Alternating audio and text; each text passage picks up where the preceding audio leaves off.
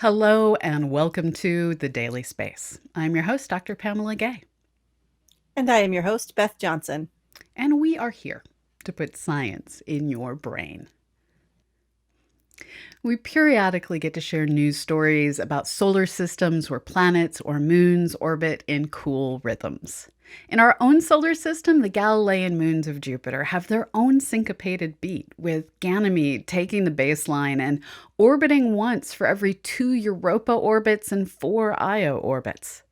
This kind of a rhythm occurs all over space, and one particular system, HR 8799, recently caught the attention of researchers Dmitry Varias and Sasha Hinckley. They decided to see what will happen as this system's central star evolves. As it stands, the system's 4 worlds currently orbit in an 8-4 to 2-1 resonance.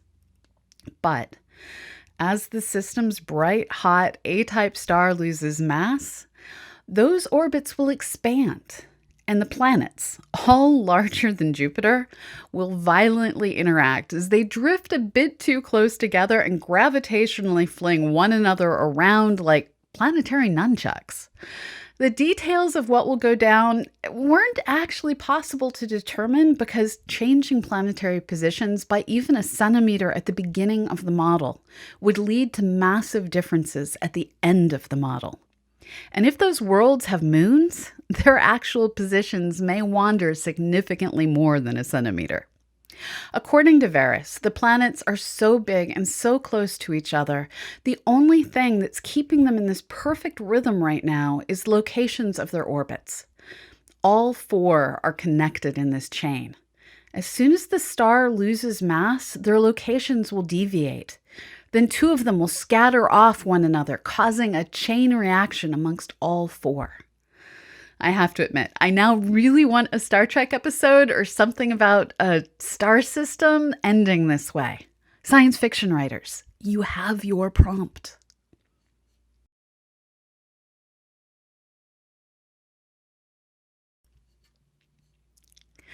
The universe is a destructive place, and we like to remind folks that the universe is always trying to kill us. Sometimes, however, things you might only expect to cause destruction can actually trigger creation. For instance, black holes. In new research appearing in the journal Nature and led by Ignacio Martin Navarro, researchers describe how the flares and outbursts of supermassive black holes in the centers of large galaxies can clear the way for orbiting dwarf systems to form stars. Normally, these small low-mass systems charge into the thin gas on the outskirts of massive galaxies and experience an effect called ram pressure stripping. Essentially, it's like holding a dandelion gone to seed out the window of a car and watching it get stripped of its fluff.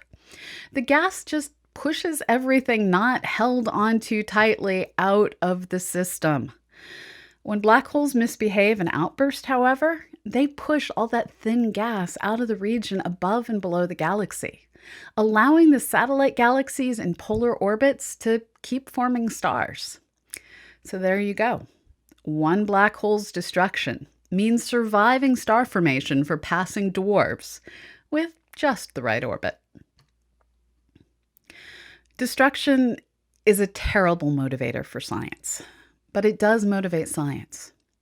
Recently, a huge mass wasting event in India destroyed 2 hydropower facilities and resulted in the deaths of nearly 200 people. Shocking and tragic, scientists raced to understand how and why this event occurred and if it could be prevented in the future. Over 50 scientists came together to study the landslide, which began when a wedge of rock under a glacier broke off of a ridge in the Himalayas. All that rock and ice fell downhill, carrying debris with it, and the damage was extensive. Using a combination of satellite images, eyewitness videos, and seismic data, the team worked to produce computer models of the debris flow. At first, it was thought that a glacial lake burst through its barrier and flooded the region. But the images revealed no glacier lakes large enough to flood the site. They eventually traced the slide back to a scar that was missing enough rock and ice to cover Washington, D.C. in a half-foot deep layer. The drop from the ridge was over a mile, and the glacier ice melted as the block fell, causing the resulting flooding that destroyed the power plants. The real culprit is likely climate change. And the images showed that several other large masses of ice had broken off and fallen in recent years in the same valley. And the frequency of such events is increasing.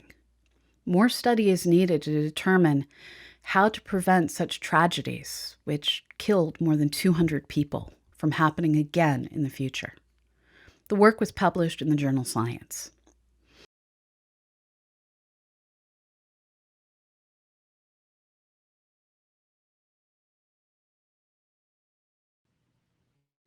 Earlier this month, we had the pleasure of hosting the State of NASA stream, where NASA Administrator Bill Nelson announced the selection of 2 Discovery-class missions to Venus.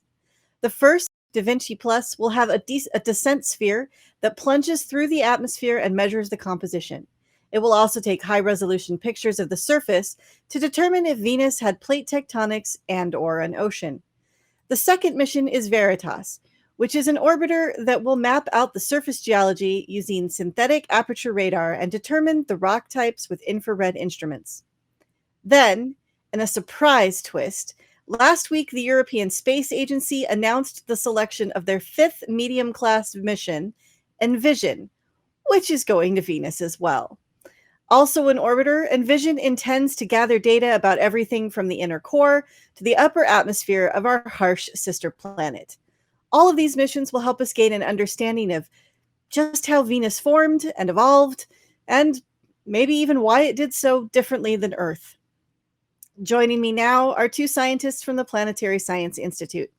Dr. Darby Dyer is a senior scientist and the deputy principal investigator for the Veritas mission.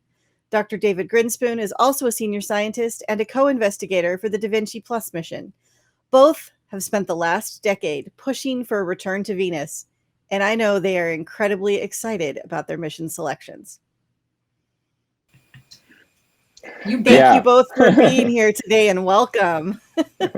Thanks. Yeah, I mean, so excited and kind of in a state of disbelief, because we in the Venus community, we're kind of used to being also-rans. Like, we've been proposing missions and getting almost there and then getting rejected, and you know, that it's kind of the pattern. And then you get rejected and you get together with your teammates and you go, well, should we propose again next time? And then you get over the pain and you decide to propose again. So that's kind of what I was, you know, internally expecting was going to happen this time. And then you get the call and you find out you've been selected, and it's like, well, wait a minute, this isn't what happens. You know, and it's like, what do we do now? We jump up and down and scream. So David, I understand you scared your dog. Yes, I did. I was screaming, and my poor dog started barking and then came running in. It's like, are we under attack? So whereas I was sitting there with my daughter and my dog, and tears just rolled down my cheeks, and my daughter was like, "Oh, Mom, did you not get selected?" And I'm like, "No, we won." She just started to laugh at me, but all I could do was just weep. I was just overwhelmed. It took me, I think, probably about a week before I woke up each morning and thinking, "Oh, so it wasn't a dream after all. It actually happened." So, yeah, it's great. Still on cloud 9. So, David, I know this has been sort of your passion for the entirety of your career at this point. Can you give us sort of a history of the exploration of Venus and why we should be going back? Sure. You know, I mean, you have a few hours. Why shouldn't we? The brief moment. The brief version. No, I mean, so really briefly, you know, before the space age, we thought, we, meaning, you know, the scientific community and the general public, thought that Venus might very well be very Earth-like because it was covered in clouds and, you know, a little closer to the sun. So it was sort of seen as a swamp planet, maybe. And then the first mission of the space age was Mariner 2, which went to Venus. And the first scientific result from any planetary exploration mission was showing that Venus is incredibly un-Earth-like. It was showing that Venus is hot.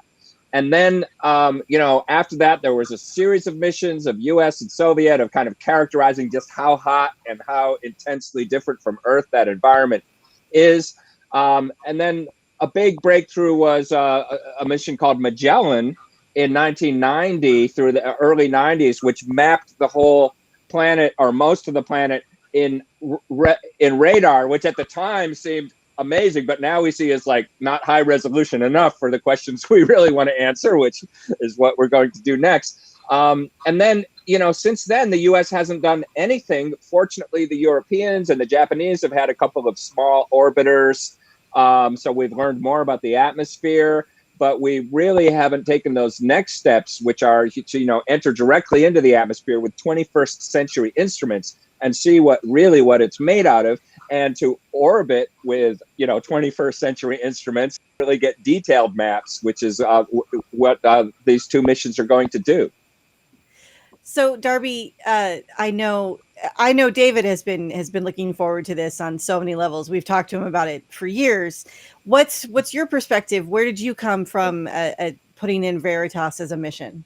Oh, so a long time ago, when I was first a graduate student, they were planning this big mission called Venus Orbiter Imaging Radar, which got canceled. So that was my first experience with Venus disappointment. So subsequent to that, I worked on the moon mostly and Mars meteorites until about 15 years ago, when people started approaching me on two different fronts. One, to help develop a new technology for analyzing the surface in situ with lasers. And then also trying to understand what high temperature spectroscopy would look like if you could put an orbiter around Venus. So both of those interesting problems sucked me right back into Venus, which I got to say was kind of my first love. So it's amazing I get to bookend my career here with, starting out getting intrigued by Venus, and then finally 40 years later, I get to answer the questions I was wondering about then. It's really amazing. Do either of you think that the phosphine controversy discovery of last year helped with your selection? It's an interesting question because, of course, both these missions were designed well before phosphine was discovered, and the proposals were basically complete before that. And that announcement certainly raised the profile of Venus in the news, but it also, you could see it as a bit of a red herring, because there's been a lot of negative reaction to that, a lot of criticism of that, and there's a lot of uncertainty about that. And so I like to think that wasn't that important, that because neither of these missions really hinges on whether or not there's phosphine there. It's hard to know. That might have helped because of the visibility thing. But on the other hand, we in the Venus community really have had a strong sense that our time has come, and that would have been true whether or not phosphine was found. Great. All right, well, we're going to take a quick break, and then we're going to come back and we're going to talk about each of your missions. So stay tuned, everyone. All right, welcome back, everybody. Once again, with me today are Dr. Darby Dyer and Dr. David Grinspoon from the Planetary Science Institute, and we are talking about this whole grouping of Venus missions that we just received this year. So yay.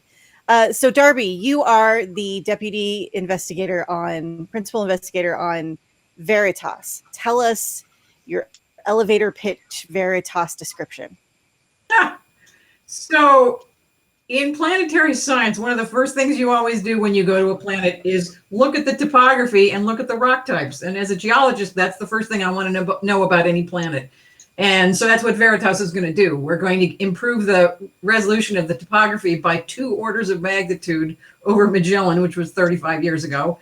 And we're going to do the first ever geologic map of 98% of the surface using a never before used machine learning algorithm that looks through the few little gaps in the clouds and the CO2 around Venus. So I'm just really excited that we are doing foundational science, and we're going to answer so many interesting Venus questions. One of my favorite ones, though, is we're going to look for water vapor, and maybe we'll catch an active volcano on Venus. That would be That would be so exciting. Yes, that would be amazing. I am all for volcanoes everywhere. And Yes. one of the things that I got to look at briefly during my graduate days was the pancake domes.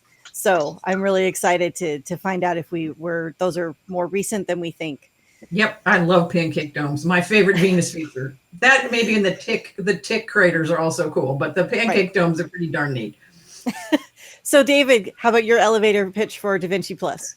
Yeah, I have to just comment though, just hearing Darby's elevator pitch, I'm so excited about Veritas because, you know, with these two missions, we've been in this kind of competition mode and we kind of have known about them. And I've got a history with Veritas too. A couple of the previous incarnations, I was actually on the team and I'm like, go Veritas. But at the same time, we've been in this sort of competition mode where our community, you know, we've been sort of everybody's hoping desperately that their own mission will get selected. And now the wonderful thing is, since we're both selected, we can move into this totally different mode of like, okay, how do we work together? What are the synergisms? So I can't help but just get so excited hearing about Veritas. But so Da Vinci is an entry probe, which is going to take a very detailed trace, very detailed measurements going down in one place in the atmosphere. And there are some crucial aspects of the composition of the atmosphere that have never been measured, like the rare gases, you know, what we call the noble gases, which contain clues to the origin and evolution of the planet. They've never been really measured or not measured well on Venus. We know how to do it with such precision and measure a lot of the interesting reactive gases also on the way down and just characterize the atmosphere in one trace with much more precision and accuracy than we've ever been able to do. And then as it approaches the surface, it also can image in the visible and the infrared this one very interesting area of what we call the tessera on Venus, which you know, is some of the oldest and most tortured terrain that we think has clues to the overall history. And what I just love in thinking about these two missions is that now we're going to have the opportunity to have these very detailed geologic maps of the planet that that Darby was describing with the ground truth of this descent imagery of this one interesting place. And, you know, combining those together is going to like really help us to, I think, crack some mysteries that we've been wondering about for a long time. But on that same kind of note, where you two are talking about, you know, how your missions fit together, we now have this third mission going. Can either of you tell us about Envision and how that's going to fit in with the mix? I can tell you, I can start and then Dave can fill in, because it turns out that the same spectrometer that we're building for Veritas, the exact same one is on Envision. So I'm excited to be already helping that team with the spectroscopy there. And the one on Veritas and Envision is a near infrared. There's also a UV spectrometer on Envision, which will be awesome. Envision also does a slightly different kind of radar, and it will be focused more on covering very small areas, but again in high detail. So it's kind of an extension of the yin and yang between Veritas and Da Vinci. We will have even more up close and personals, and of course, Envision follows these two missions by, well, it'll probably be 10 years between the missions. So we'll have time to make a really good map and to really make some very sound, logical predictions on where we want the Envision close-ups to be. So that'll be really exciting. But there's other things on Envision too. Dave, I'll let you fill those in if you can remember what they are. Yeah, so one thing Envision also has is, you mentioned an ultraviolet spectrometer, and that is basically one of the big mysteries of Venus is that there's something absorbing ultraviolet radiation in ridiculously huge amounts. Like there's this stuff, and it's literally referred to by the scientific community as the unknown ultraviolet absorber. And whatever it is, it absorbs more than half the solar energy that hits Venus.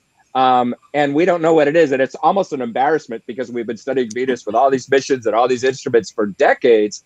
And we still have this stuff that's really important in the energy budget of the planet that we refer to as the unknown ultraviolet absorber. So one thing that Envision will do is it has a spectrometer that's specifically designed to hopefully help us gain new insight into that. So basically we have 3 missions that will solve so many mysteries about Venus, we hope.